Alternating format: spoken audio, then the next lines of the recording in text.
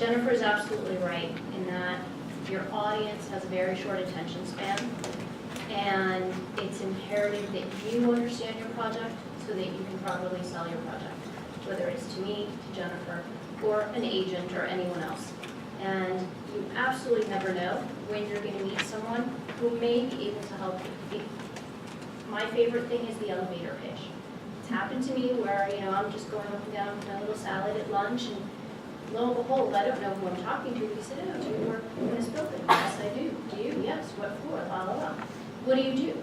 I need to tell him in 15 seconds until we get to our floors exactly what I do. And you need to have that efficacy about your project, whether it's 15 seconds, 30 seconds, a minute, because that's really what you're going to have. Part of understanding what your project is, of course, I don't pretend to understand what it is to do what you do. I can't sit down and write a screenplay. I can't sit down and write a book. It would be horrible, but it would be a horrible experience, because that's not the way I function. But I can work with you to filter down the presentation of what you do. So when you go to someone, the first thing that you need to know is who's your audience. That's one of the first questions I ask anyone. Well, who's your audience on this project? And you'd be surprised at how many times I hear, everyone. Well, it's not possible. It can't appeal to a 3-year-old, and you can't appeal to a 50-year-old, and you can't appeal to an 80-year-old all at the same time. So you absolutely have an audience. And I think once you understand your project and your audience, you can better hone the presentation of that material, whether it's subsequent rewrites of the material or the presentation, your elevator pitch. Now, speaking to Hollywood folks in TV and film, while all of them have a very short attention span, TV is a very peculiar animal in that there are seasons that people go looking for projects, and then they go off and produce them, and you really can't find these people. Film is a very different animal, especially particularly independent film. There are things happening at all times of the year. So there's no kind of dead time, downtime, uptime. It's all year long.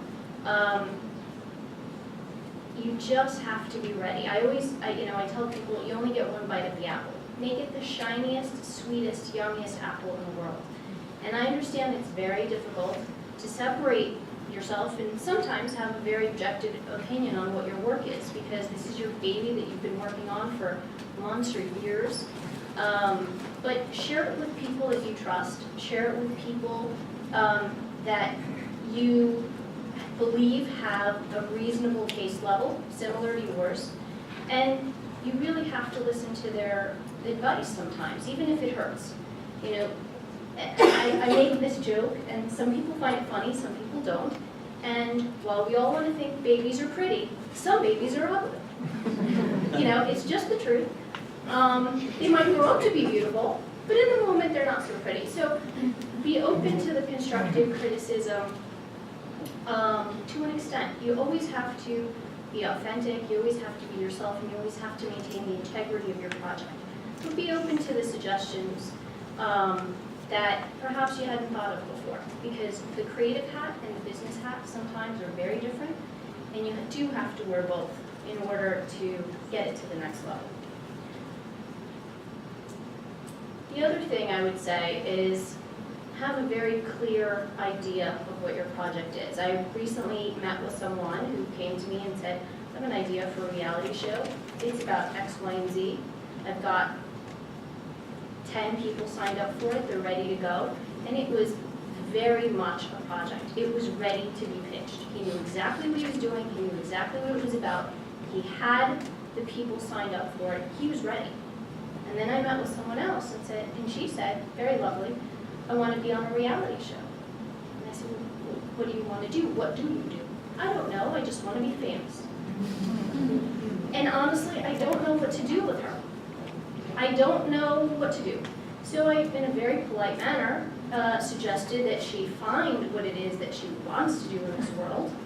And once she's honed it down to a place where it is ready, to come back. And And not to say that I won't continue to have talks with her along the way, because everyone needs to understand how to craft things. But right now, it's, I want to be famous. Well, that's great. So do I, but I'm sure so do you. But we all have to have a crystal idea of how we want to get there and for what.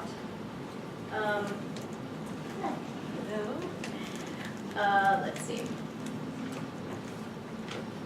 I think it's very important to practice your pitch. Do it in the mirror, as ridiculous as that sounds.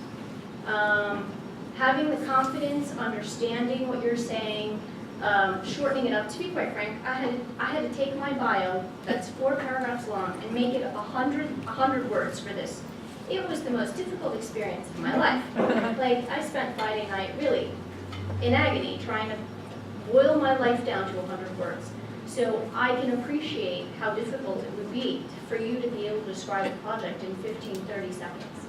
But sometimes that's all you have. When you're speaking to, let's say, a representative, a friend, right? Me, an agent that you're working with, a manager that you're working with. Obviously, we will have a discourse. We will have that full conversation of trying to help you mold the project, trying to help you mold the presentation.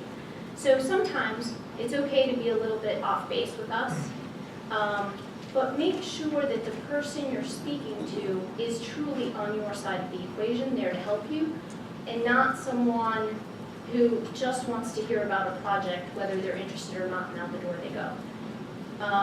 So you have to make that judgment call ahead of time.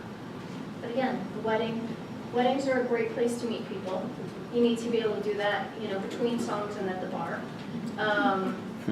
And brunches. I've had one of my favorite sort of pitch moments. I was at Sundance at a brunch, and there were 2 writer filmmakers, and one turned to the other and said, "So what's your project about?"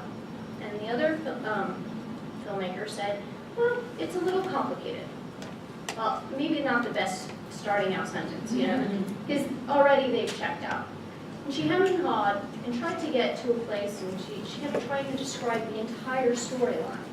And she was quickly cut off by this very testy filmmaker who told her that her pitching stunk, got very antagonistic towards her, and the 2 of them ended up in a huge argument in the middle of the brunch. So maybe to save yourself some embarrassment, don't do that. So I'll start with it's complicated.